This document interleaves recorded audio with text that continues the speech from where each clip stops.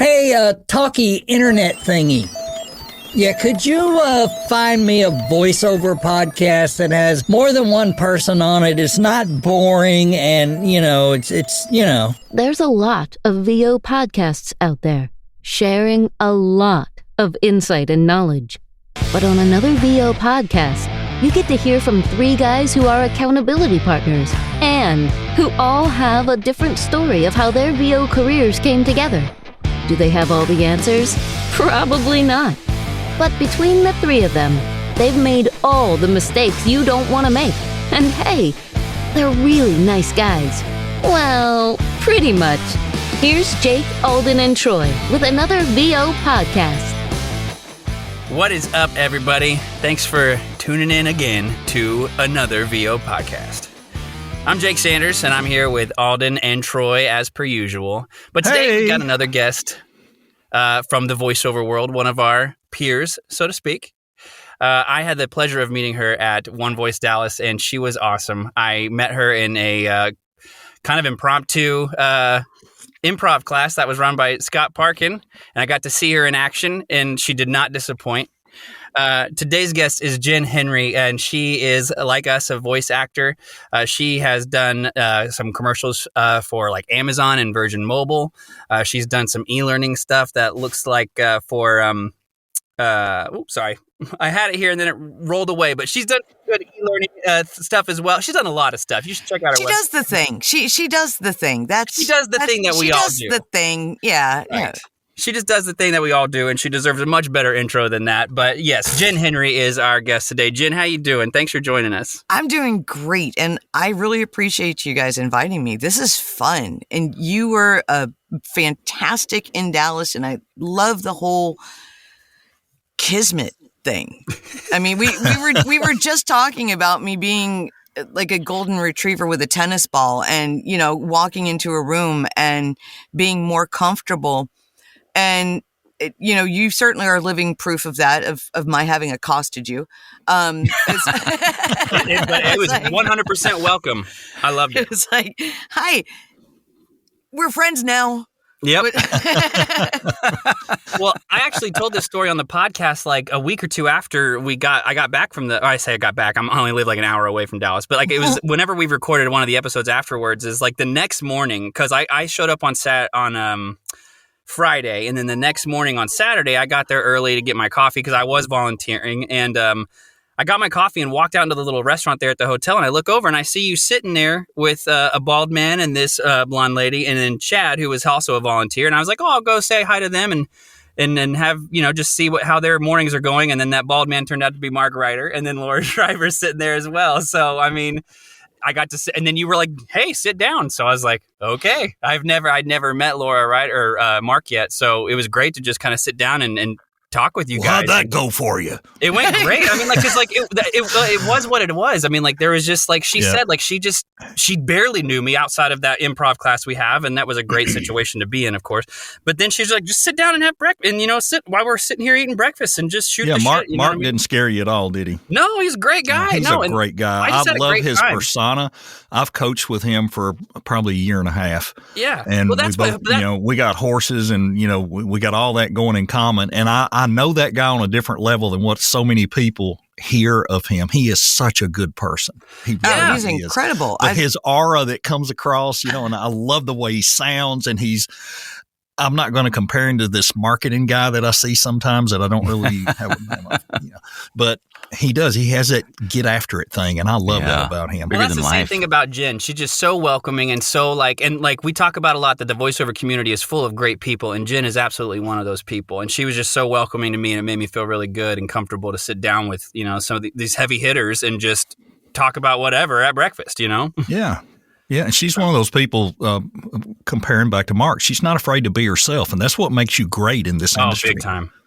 It really that does. has everything to now I have to live up to the hype. Yeah, start being yourself, Jen. It won't be that hard. Now, come on, it won't be that hard. No, it's and bless her heart, my mother-in-law is calling me. I'm going to try to discreetly send a quick text message and hold my train of thought. It's funny. People refer to the heavy hitters. And the thing is that, everybody is people. Mm-hmm. Yeah. And it's not being afraid to walk up to what you perceive, and it is all perception, Right? most especially in the VO world. I mean, if you walk into a restaurant in LA and see Lori Allen or Rob Paulson or Maurice Lamar, somebody who is in a different space. Obviously, I wouldn't suggest going up and sitting in their lap. However, if we're all at a conference together, come sit in somebody's lap. That's a great freaking introduction right there. Hi, I'm Jake. Are you going to eat that bacon? I do like bacon. Why not? We spend so much of our lives and our existences, and understand, I did not come into the VO world with this understanding of myself and, of course, the industry or anything else. And I think a lot of what I talk about or blabber on about or whatever that, it depends on how you categorize my BS, came largely from my growth as a human inside of this industry. Wow. And so the industry has itself and the people in it have unlocked my ability to just be who I am. And it sort of came down to a brass tacks at one point where I had to understand what constitutes me and get all of the crap, or as much as I could, out of the way of me and whatever it is I'm doing. And that sort of evolved to a point of I can't be anything else anymore. Right. So it's going to work or it's not going to work. But I'm 53 next month. And so for the sake of my own sanity and whatever's next and my kids, it was just mandatory to get away from as much of my own baggage and reclaim as much of it as I could. Otherwise, just nothing else had the possibility of working. Right. And so, just come sit down. Are you going to eat that bacon? Are you going, and just do that. Don't ever be concerned in an event space to go up and talk to a Dave Fenoy or a Tara Strong or Rob Paulson, or because if they're out there, they're out there. People are receptive to everybody else. And that is honestly just the wings that I was pulled under when I came into the industry. Apparently I looked like I was going to crash and freaking burn if certain people didn't go, oh, no, come here, baby. Come here, honey. Y'all are in the, oh, bless her heart. No, come here. Come here. Okay. Yeah. You'll be all right. Yeah. Just, no, don't. No, you're not going to do. Okay. Yeah. You're good. And that is, it was a long time before I realized that there was ugliness in the industry because I was nested. And then they kicked me out of it. And they're like, oh, okay. But I had the tools. Sure. I had the readiness. Right. Yeah, I think some of us sometimes when we use those terms of, you hear people say heavy hitters or elites or whatever, I think a lot of that is saying the people that have the experience of the business. Sure. Yeah. And it's not always looking at them and saying, oh, they're on a pedestal and we can't touch them. Because if you go to VO Atlanta, or you go to One Voice, you'll learn very quickly. I had the shock of I'm sitting there eating by myself at VO Atlanta, and Dave Fenoy sat down at my table. There was not a lot of empty tables. Hey, mind if I sit here? No. And, we're having a conversation like we've known each other forever. And, that was a couple years ago. And those things, everyone is, like you said, they're all approachable. And the funny thing is, you start to get on the other side of that and people start coming up to you. It's a totally different feeling. And then you even better understand it. Yeah. You know, that it's just the people that are in it. And yes, there's bad apples, but my gosh, the majority are such good people and everybody willing to help. We were talking before we jumped on about marketing and, you know, about seeing people face to face and all that. And I want to flip back to that before we forget, because there's such a commonality among all of us with this. Yeah. And something you said, Jen, about it's easier to go sit in somebody's lap and talk about bacon than send that one email. Oh, yeah. How does all, I mean, do you go about that is your the marketing weirdest that way sentence. also? That is the weirdest sentence that is completely accurate. It's easier to talk about. It is easier for me to walk up and sit in somebody's lap and ask if they're going to eat their bacon than it is for me to send a cold email to a production house. I am more comfortable with one scenario than I am the other. And for, I think, the overwhelming majority,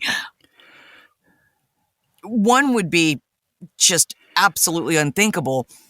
For me, it's the emails that are so hard. And I don't know how, or I don't know what the mechanism is that controls that. I kind of do.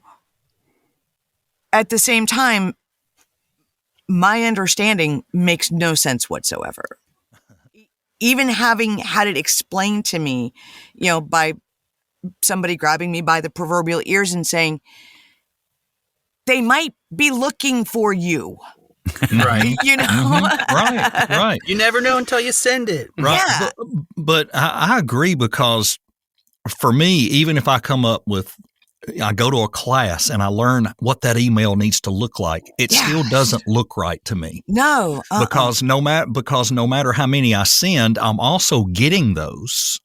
Every day there's somebody wanting to work on my SEO or help me with Facebook marketing. Right. And every one of those I read, I'm instantly turned off. That part. Instantly. That part. Yeah. So that part scares me. I don't want to run people away. But on the other hand, if they don't know who I am, how am I going to get run away? You know, Exactly. So that goes on with all of us. I think every day of the week, you know, that's a big struggle. And I think that's my fear is being the email that is received the way I receive the 30 that hit my email box exactly the same way. And they are all, you know, how do I make my introduction such that it isn't received with an eye roll? And another freaking one of the, you know. Yeah. I don't want to be that. If we could only imagine in our minds the way we imagine our audience or whoever we're talking to when we're creating our voiceover, when we're narrating whatever script, we have that person we're talking to in our mind. If we had a person that we could picture when we're creating our email, that we can imagine what their feedback is going to be in a positive way, instead of always dreading, oh, I sound so stupid when I'm typing this. Yeah. Well, I'm a dork. Well, I know I'm a dork. So, I think a lot of us, that's the secret. We're all dorks. You know, and I think a lot of the people that we're sending these emails to, and we're sending to production houses and stuff anyway, are just as much a dork as we are. Well, Right. Why wouldn't they be? When we are creative people sending things to creative people, I do know for a fact one of my biggest dumb things, or just it didn't go well, was being too formal. Yeah. When I came into the industry initially, I was like, oh, okay, professional means this. And I've worked in, you know, so I know what a professional email looks like.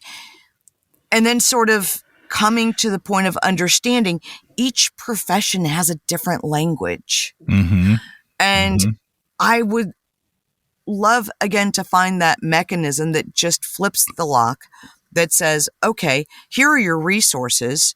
And I'm actually trying to do that right now in the wake of the NEVO conference, reaching out to people just to say thanks, you know, and it's becoming easier. And I'm asking myself why I thought this was such a problem. And then I go over and I look at the voiceover resource, and I look at it like, oh, nope, back in box. And it's just, it's intimidating to me. Mm-hmm. But understanding that every industry has its own language, and why you don't necessarily want to kick open a door. I don't think, I'm not the marketing person. I would have a problem kicking open somebody's email door, so to speak, and just going, you're going to eat that bacon. At the same time, being over formal is also a turnoff, because I believe it sort of illuminates insecurity, because it's not real. Yeah. It feels scripted, copy paste. Yeah. And I like what Cliff Zelman says about those, because he's on the other end. He gets a lot of submissions, and he said, I don't need to know anything about you, nothing. I just need to hear you. And once I hear you, if I'm interested, I'll reach out. And that's probably the mentality of 90% of those people on the other side. They're like, all right, the demo's right there. Let me click on it and listen for 8 seconds. Oh, not bad. Okay, well, maybe I'll reply, or maybe I'll put you over here in my folder for later. Right. And, so sometimes I think there's so much overkill, and, it has to be such a perfect email, because I got to wonder if 80% of them probably don't read it. They just look for click the attachment, or click the website, demo. click the attachment. So maybe we're worrying too much. I don't know. Yeah. I don't know. What?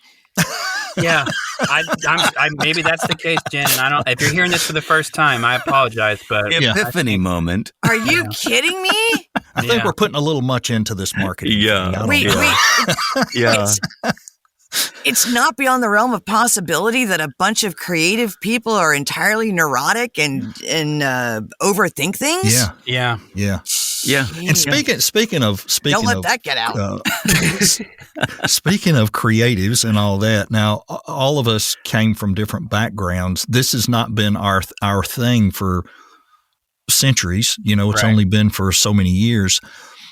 What in your career, what in your past do you think gave you the tools to do what you're doing now?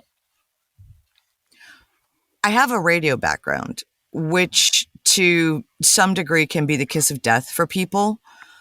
What it did provide me overwhelmingly was an advantage, because I can produce the hell out of anything.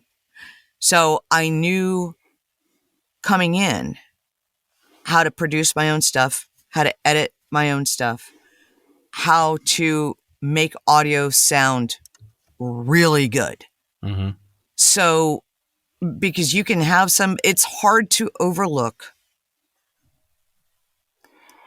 substandard audio.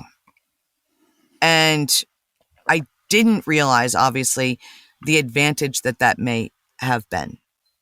And I think that's something that a lot of people do take for granted when they come from backgrounds that don't involve anything in terms of what we do. They take that for granted, and just being able to produce my own stuff, I think was an overwhelming advantage. Understanding how sound works. Yeah, having a good ear. Yeah. And being able to treat my own space. I didn't fall it. Now, I probably have overkill in my quite literal padded cell. A lot of people don't realize national work, continuity work, promo work, national nightly shows, daily shows are sometimes cut from pillow forts in hotel rooms. Right. Yeah, absolutely. Right. So, I've seen the conversation come up. There are different schools of thought about what you need to know and what you need to have coming in to start, to do auditions, to do anything. And there are people under the impression that I need to study for a year. I need to spend thousands and thousands of dollars on equipment and building out a professional studio and, do all of these things before I pop my mic and start auditioning on P2Ps or contractor sites. And that, I feel, it can be an incredible disservice to people. Because what I'm finding is they are not getting the information that this is freaking hard. Mm-hmm. Absolutely. And it that, is. oh, by the way, you might do 100 auditions inside of your fully built out studio with your $1,000 microphone before you book a thing. Mhm. Right. So they get to audition 101, having invested $5,000 or more dollars into Yep. their career Yep. with no practical knowledge Mhm. of the challenges that come along with it. And a further detriment to them can be, oh my God, I've done all these things. I have to validate that. I have to get my money back. So they then bring that into the studio, into the microphone with them. And that's the kiss of freaking death. You have to. It's imperative to claim that space in front of your microphone for yourself and whatever moment you need to be in for what's sitting in front of you. Right. Because Right. desperation is audible. And I didn't Yes. realize that for a Yeah. long time either.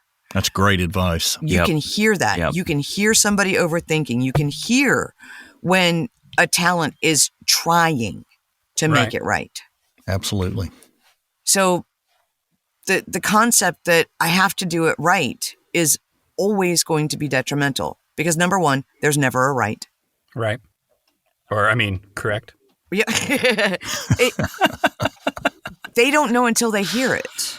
Yeah. Mhm. And what they hear is going to be what they feel. Right. Correct. On point. And it's so hard to believe for so many of us at various points in our journey, our career, our path, whatever cliche you want to put on it, no matter what we do for a living, I think, Right. that Mhm. guess what? You've got what you need. And that is, in fact, what people want. But that's like the hardest thing to realize. Yeah. It Yeah. is. I mean, Yeah, I'll speak. I don't want to speak for anybody else, but I struggle with that too. I mean, like, I Yeah. struggle like accepting like me being just me because it's like I can't be me because that's not right, so to speak. That's not enough. Yeah, that's not That's- enough, right? Yeah, it's not enough for me just to be able to walk up to somebody else's words or a character that somebody else has fleshed out. Take a moment, take it in, and interpret it through all of whatever makes me the person that's standing right here, Mm-hmm. and then me do it. Yeah, That 'cause that can't possibly be right, that's right? preposterous. Yeah.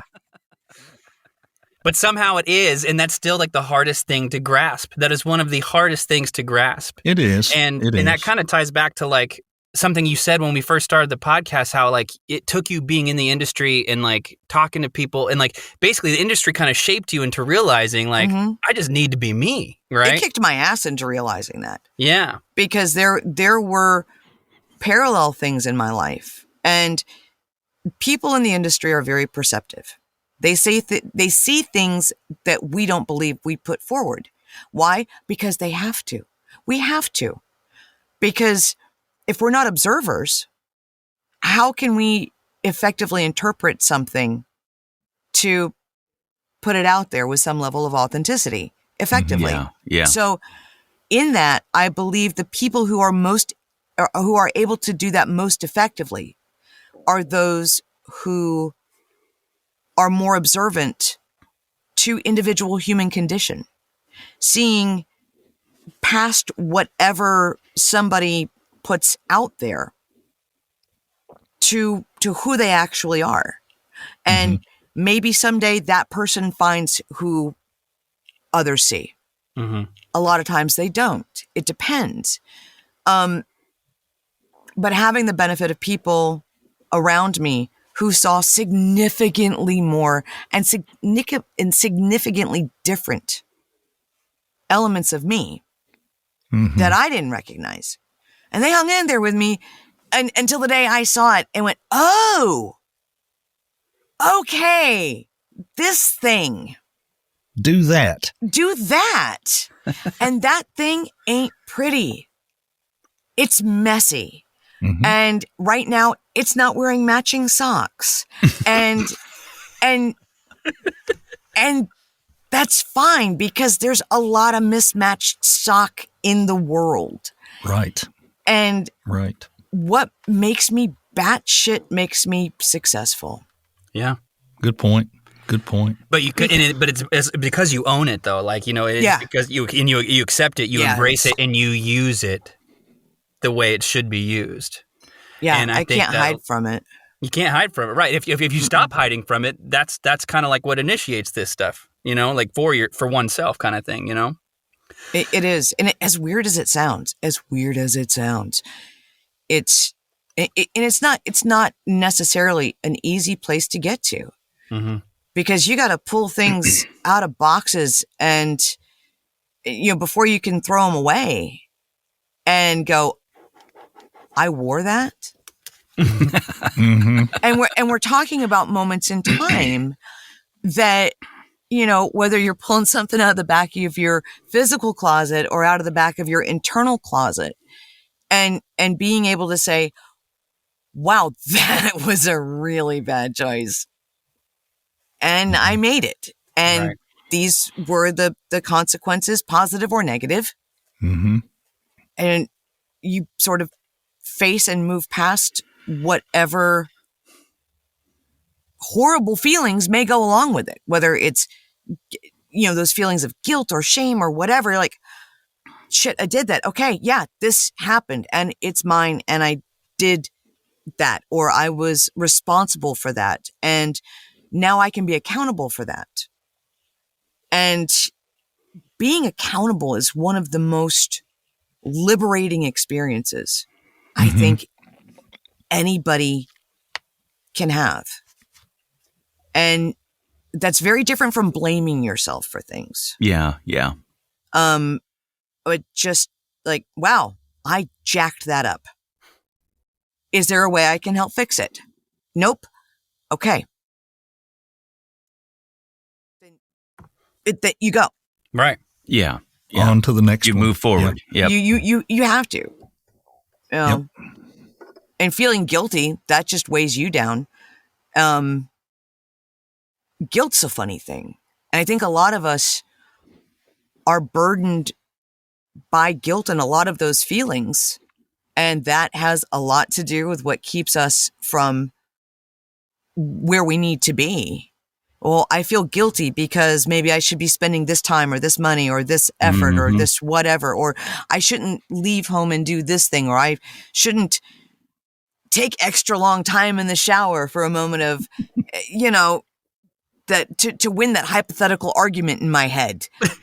Because I know I'm the only one that has hypothetical arguments and debates in the shower, that I win every single time. It's a great place for resolution. It is. That and a long ride in the car. Long ride in the car, man. Oh, gosh. Yard work. The stuff I get done. I'm a freaking prophet when I'm pulling weeds. When I'm pulling weeds. I've won so many Pulitzers, and they and just the understanding, we feel guilty about all these things, and then guess what I realized guilt was? Guilt is just a way to make ourselves feel better about the dumb shit that we do. Mm-hmm. Because if we feel bad about something, then we're still a good person. Because we feel like we kind of like, I feel bad. I feel bad. I feel bad. So, it's okay now. It's our own self-check. And as long as we continue to feel bad about that thing, it allows us to, in some insipid way, make us feel better about ourselves. Because if we don't feel bad about it, then we're a bad person. And it's just the weirdest construct. It can if be. You feel bad about something and you messed up, then try to give remedy to that. And if you can't, then you have to contend with whatever those consequences are and then move forward. Move on. Move That's on. Right.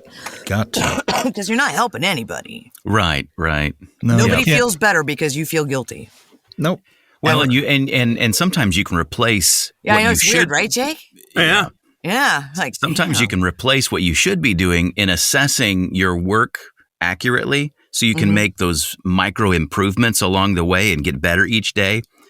Sometimes you just settle for the guilt. Well, I didn't do what it took yesterday, or I didn't do, and instead of making those improvements every day, you let the guilt convince you that you're doing something that you're not doing. And that's just a cop out, really. Yeah, it is. Mm-hmm. I agree. And that's I tell people that another staggering discovery was that at least for me was that apologism is actually arrogant. And I didn't realize it until I was on the other side of it. One day somebody said, "I am so sorry for taking up so much of your time." Something I'm sure I've said thousands of times. And my knee-jerk reaction to this person was, "You're not the boss of me. You didn't take up any of my time. You don't have that level of influence, power, or control in my life to take time from me." Yeah, you gave it up. You gave the time. I am more than happy to be here, or I wouldn't freaking be here. Right. And if I'm not more than happy to be here, then that's on me. I need to be able to say something and change the circumstances. If I don't have the time to give, or I choose something other, then I'm beholden to take that initiative. I can't feel bad because I have another priority or another issue or another something. And that time is allocated there to tell an individual, "Hey, you know what? This has been awesome. I really appreciate that you've given me your time to do this thing. I need to have a thing," or whatever the case may be. Can we touch back? Or however we navigate that. But at no point in time should I feel like I am in control of somebody else's time. That's not my place. Right. Good I point. see that. Good So point. instead of saying I'm sorry, I started switching it to thank you. Thank you for the time that you've given me. Wow, that's really Very good. Very insightful. And I feel like our conversation today has been such a deep dive into just people, what people deal with every day and how it affects and how it affects our performance, how it affects our mindset going into the booth and whatnot. Like, honestly, a little unexpected. Not that I didn't think any of us were capable of going there. I was just surprised that that's where it went. And I've really enjoyed just listening to your perspective on that. And some things you've said have definitely clicked with me today. So that's I'm really glad that the conversation went this way, because I think that's something we have not really kind of gotten into on the podcast. I feel a new podcast coming. Yeah, I know. Yeah. VO Self-Awareness with Jen Henry. Right, I know. Like, just do it. Well, and we used to call these soft skills, right? We used to call these the interacting with people in a way that's effectual and building. We used to call those soft skills. We don't use that term as much anymore, but a lot of voiceover talent struggle with soft skills in that way, and I think it has a lot to do with the interpersonal talk that you were mentioning, Jen.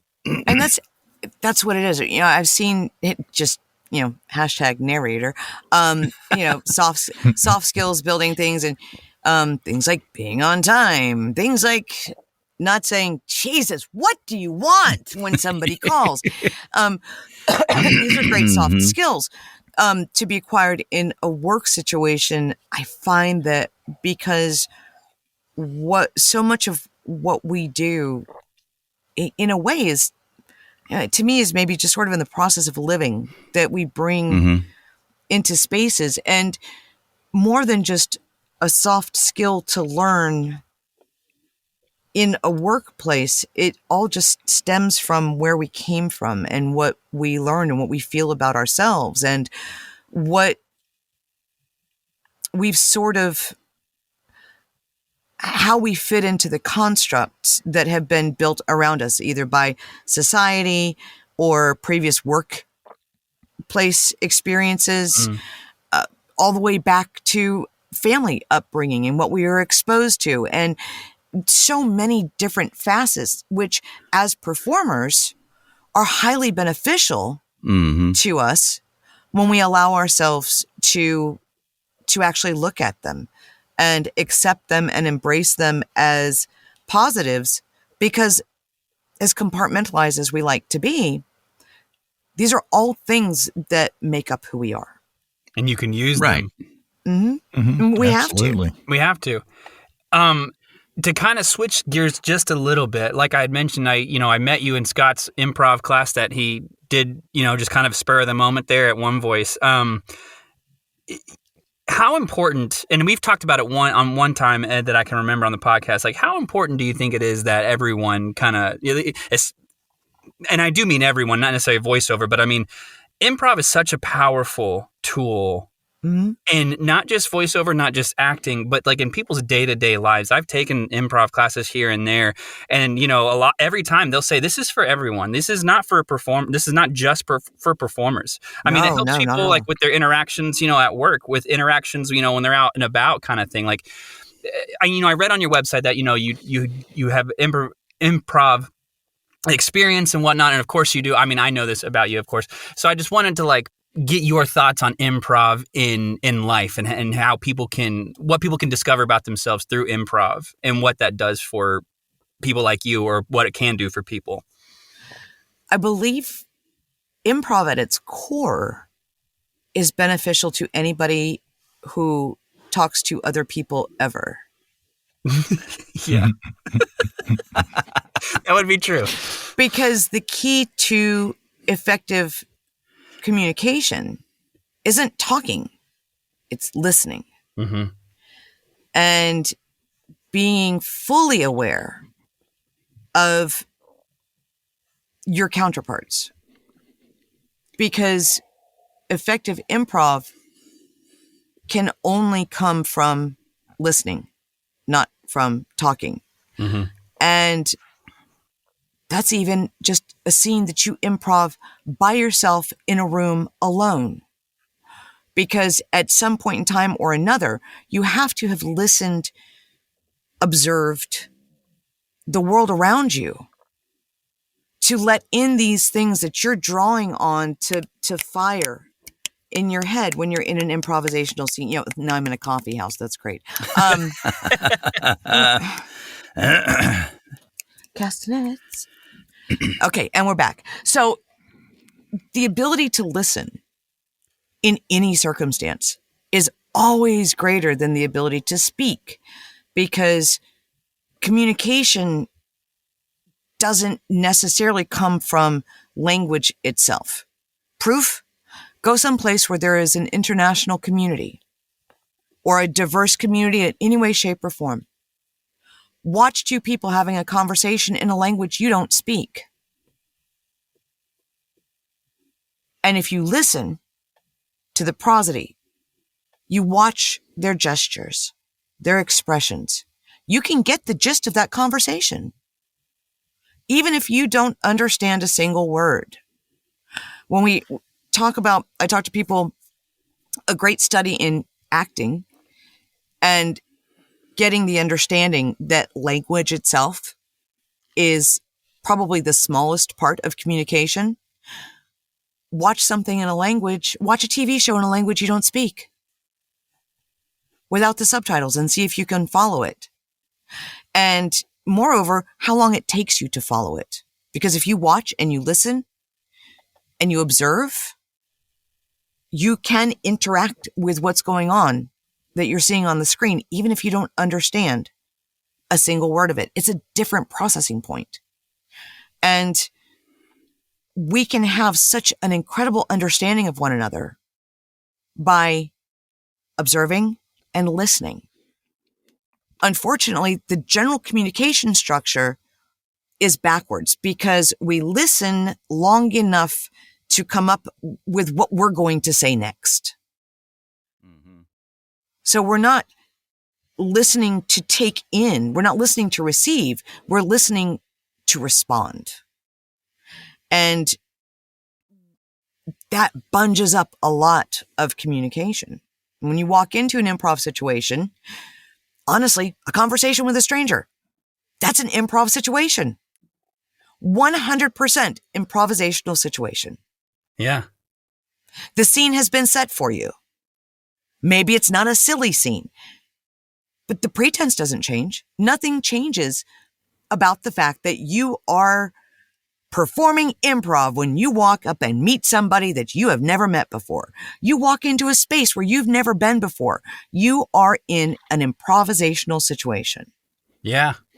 That's very true. Yeah. And the whole listening, watching a conversation in a language you don't understand, it's very true. I mean, I've been at many restaurants where I've seen that go down, and I do kind of get captivated for a moment if I am watching long enough, like, what's going on here, right? Like, oh wow. And it's not what they're saying because I don't understand. It's the gestures, it's the tonality, it's the facial expressions, it's things you can watch and observe. And I think you made a really good point about observation and how we should listen more, because I think that's a big issue that we all can struggle with, is listening.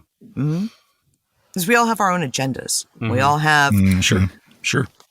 And agenda can just simply be interchanged with the word need.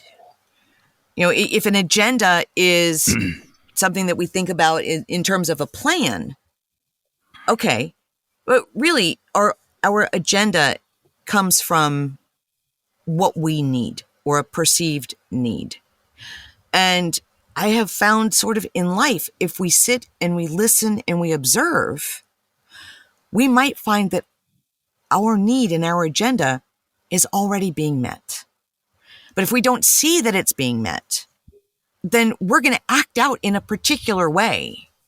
And I'm a huge fan of Maslow, so I won't dork out and go Maslow, but we have needs that need to be met just as animals.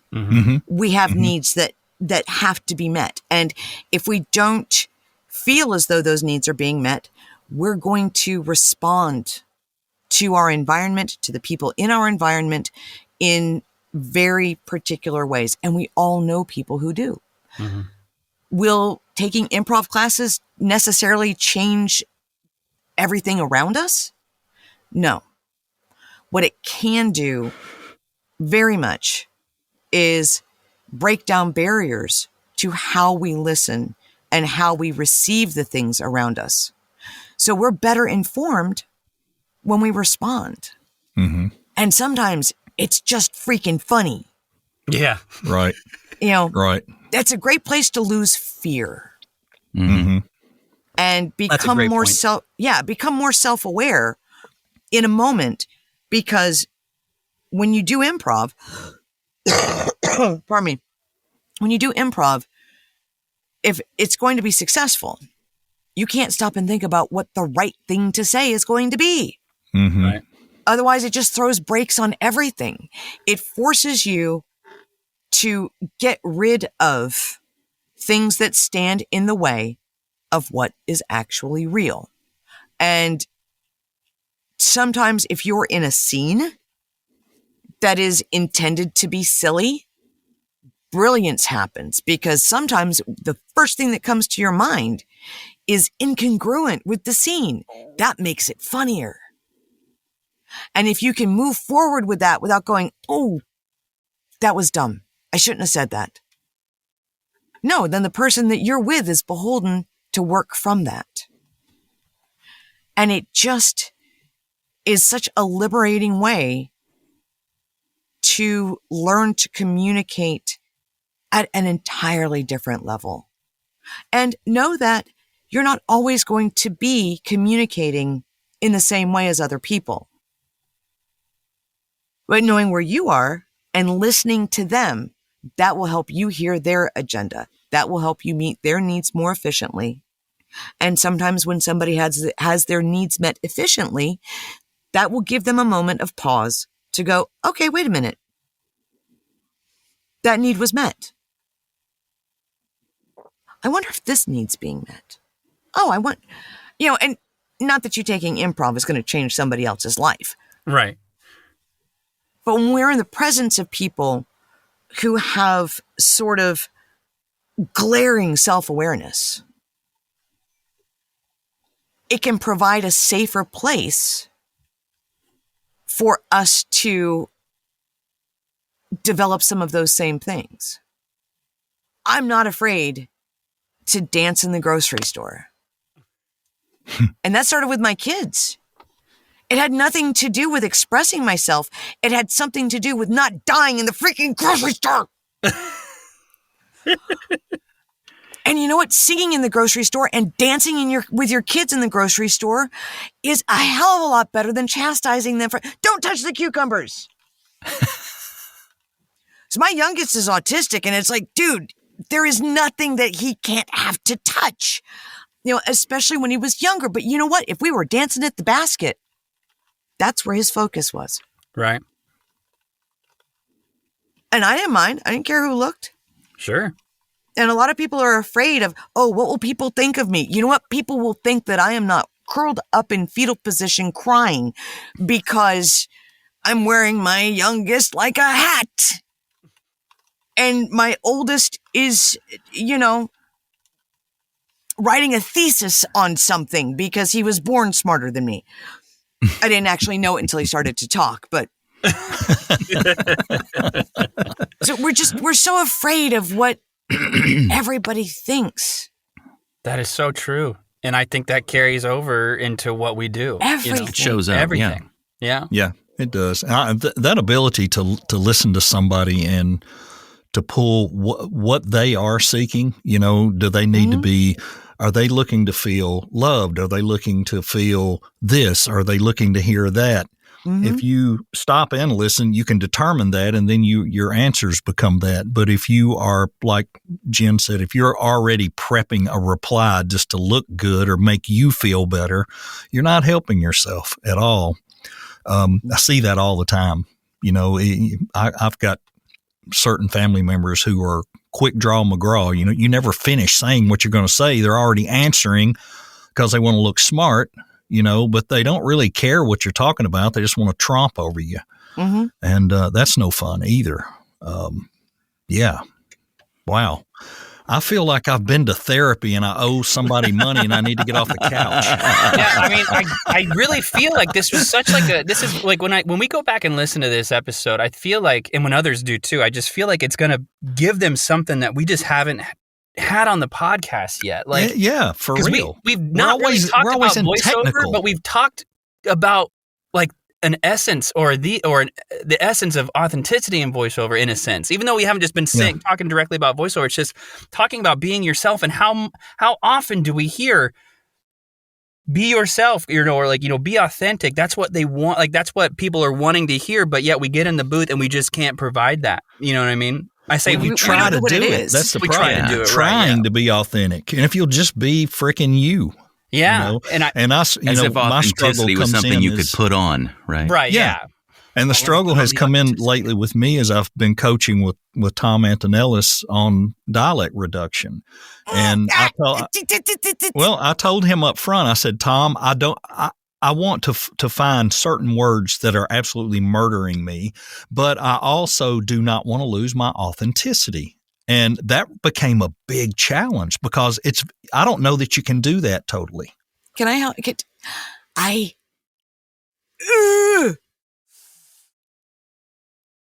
Hate. It's not a word I throw around a lot. I hate the expression dialect reduction. Mm-hmm. You aren't reducing your dialect. You are adding an accent. Yes. You are adding That's true. A dialect. That's true. If I go to Tom or anybody, so I can fine tune my British accent, or a regional British dialect, mm-hmm. or a regional U.S. dialect, I'm not reducing a damn thing. I am adding to my tool chest mm-hmm. an additional dialect that I can work with. Mm-hmm. As soon as you tell somebody that they need to reduce their natural dialect. You are telling them that where they are from, their heritage, their geography, their personal upbringing, that their everything is not enough. Mm-hmm.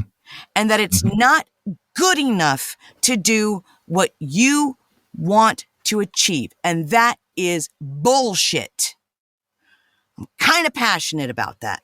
Mm-hmm. I was And not I able to really tell. wish people would stop using that expression, because I know when people say it, they mean well. Mm-hmm. And they're just talking about the linguistically, but you know what? What we sound like right out of the box is who we are. Mm-hmm. Mm-hmm. True. Very true. And to tell people that this isn't enough, or that this is bad, or you won't ever book work as who you are, is so detrimental to the performer as a human. And you know what happens? People step into the booth and they fight their natural self. Right. They fight their natural dialect rather than going, oh, this is a banking spot for Seattle. Let me pull this generic homogenized U.S. American English off the shelf. Put those shoes on this read, and then put it back when I'm done. Right. There are people who want to succeed so badly and have so much to offer as performers. Their authenticity demands it of them.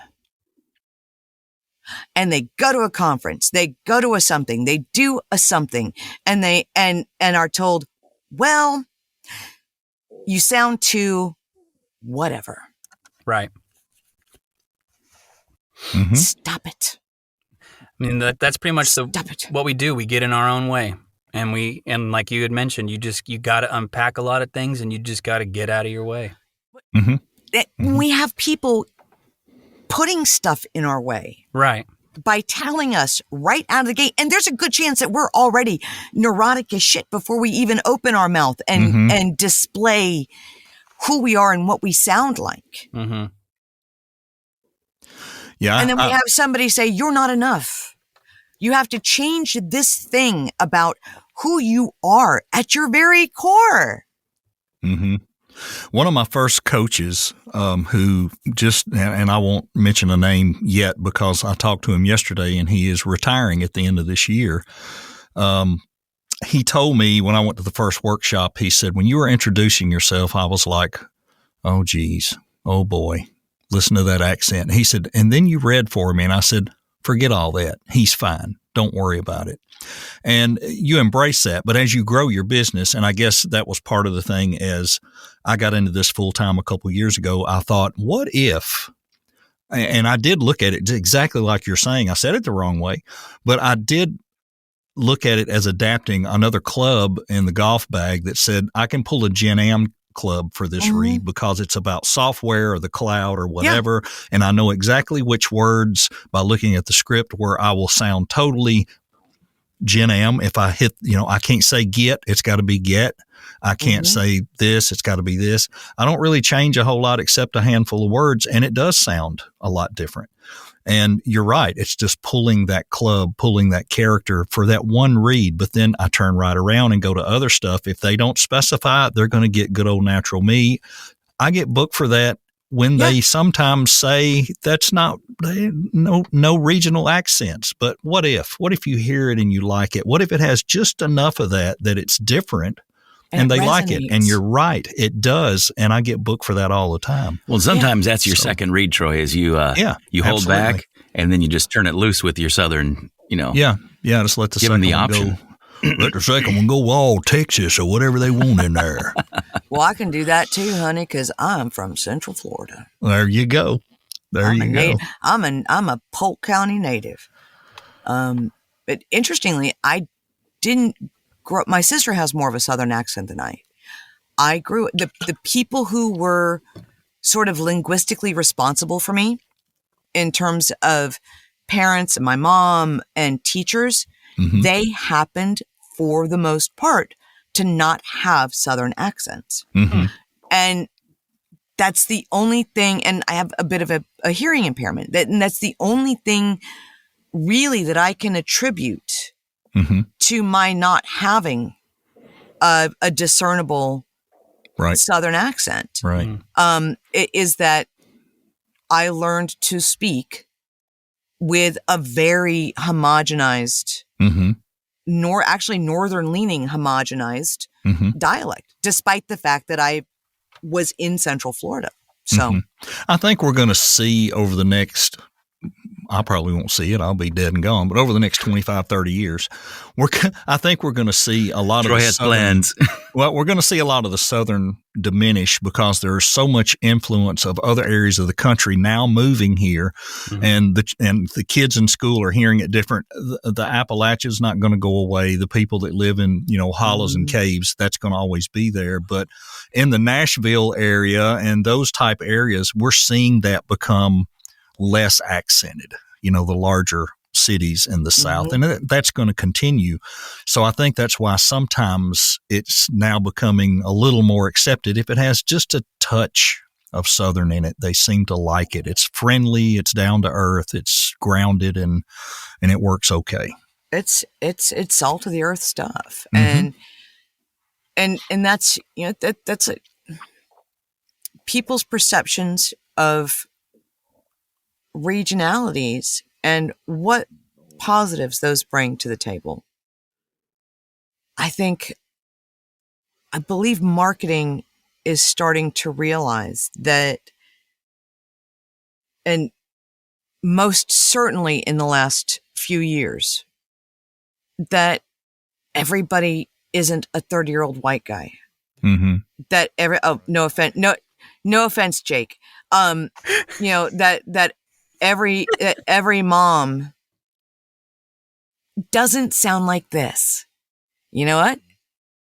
The reality is, I don't remember the cleaning product, but I can remember when my kids were little, and they're only 15 months apart, seeing a thing for a cleaning product, and it was a woman in clothing that I would never wear. Most certainly was not wearing at the time, with 2 in diapers, one who wouldn't sleep ever. And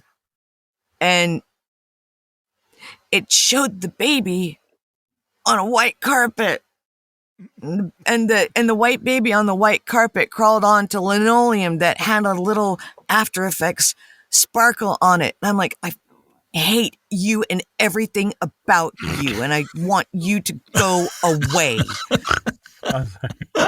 Where do you live? Right. What freaking fantasy did you roll out of? I'm sitting there, I'm waking up covered in vomit underneath a guy I don't know that well. And that used to have a really different story. Right.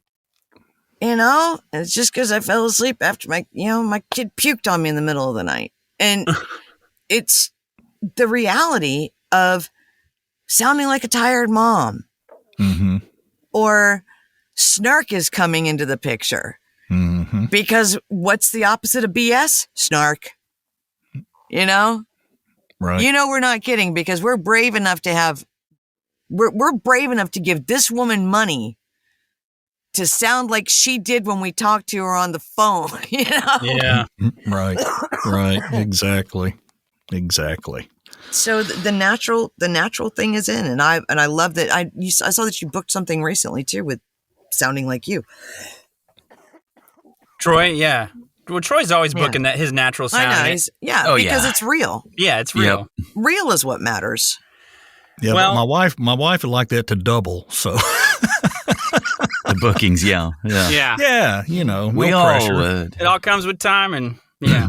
Well, Jen, honestly, like we mean this when we say this. We could keep going for hours. I'm sure it's just so fun to talk to you and just hear your perspective on things, and just in general, like you're so you, and I love that. And you're such a great person to meet in person. I hope. I know Troy's going to be at VO Atlanta if you're going to be there. So if you guys see each other, you should definitely say hello. I will. And it'll be a flying hug for sure. You have been warned. I can't believe that you guys pulled my string and I just sat here and talked for an hour. you know what? That's That's what great. we want. I mean, like we don't have guests on super often, maybe once a month, and we might have some more in the year, but it's a lot of the times it's just us. And, sometimes, at least for me, I feel like we can only say so much. So it's always refreshing to have someone new come on and we're just talk. scratching the surface. Exactly. Yeah, we're just scratching the surface. And if this is any indication of what we're going to hear with more people on, then I'm super excited. And I can't wait for people to listen to this episode, just because it is something so... There's something therapeutic about it, and I can't wait. We should get $250 an hour for it at least. Yeah, that's right. That's right. I hope someone else hears this and it resonates with them like it's resonated with me. And I hope I'm able to kind of like absorb everything we've talked about today and maybe start applying it to my own mentality and life and whatnot. But Jim, before we go, is there anything you want to promote? Where can people find you if they wanted to look you up or whatever? What's something that you'd like to share with people out there? I didn't think about that. I actually didn't think about anything before. I'm just like, oh, cool. Troy invited me to come hang out with you guys. Let's. I'm like, I didn't prepare anything. You can find. I'm very, very happy to be doing a handful of things. It's really cool that some of it's under NDA, because that's always fun to say. Oh, I'm doing things, but I can't talk about it because it's under NDA. Sorry. When it comes out, I'll let you know. Okay. I did just launch. I didn't launch. I showed up for the session. The other people did the heavy lifting. Wealth Simple national campaign that just launched in Canada. Okay. So thank you for the graces of that, and just doing the damn thing, man. People can always find me online. I'm, troll me on Facebook is cool. I'm on Twitter and Instagram. I'm really bad. We talked about that stuff, guys. I'm not very good at that. But my website is JENNHenryCreatives.com. Mm-hmm. And you can reach me through that. It'd be great to get something other than Russian spam bots through my website. Or Jen at JENNHenryCreatives.com. Awesome. Well, again, thank you so much for being on here with us. I'm super excited. Thank you, guys. I will definitely plan to have you back and just talk some more. Guys, thanks again from me, Alden and Troy. This has been another VO podcast. If you want to write into us, which we hope you do, it's anothervopodcast@gmail.com. And of course, you can follow us on Instagram at anothervopodcast. Thanks again, guys. And Jen, thank you so much for being here. We hope you enjoyed this episode of It's Another VO Podcast. Don't forget to rate, review, and subscribe. You can also email us your questions to anothervopodcast@gmail.com or follow us on Instagram at anothervopodcast. See you next time.